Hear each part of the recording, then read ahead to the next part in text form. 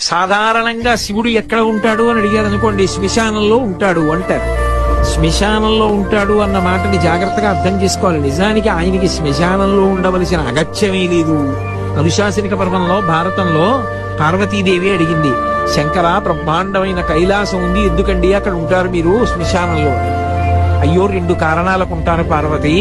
నేను అక్కడ ఉండకపోతే పిశాచాలు మొదలైనటువంటి ఉగ్రభూతాలు ఇళ్లల్లోకి చొరబడిపోతాయి.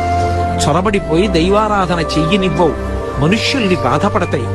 ఆ బాధ పెట్టకుండా మనుష్యుల్ని ప్రశాంతంగా బతకనివ్వడం కోసమని నేను శ్మశానంలో ఉండి తాండవం చేస్తూ ఉంటాను.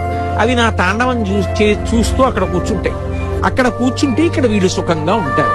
అదే పనిగా ఆయన్ని పట్టుకుని శ్మశానవాసి అని తిట్టారనుకోండి, ఏదో ఒకనాడు ఆయనకి ఒళ్ళు మండి నేను వదిలేసి మీలా మేడలో ఉంటానని చెప్పి వచ్చేసాడంటే అవన్నీ వచ్చి మీద అడిపోతాయి.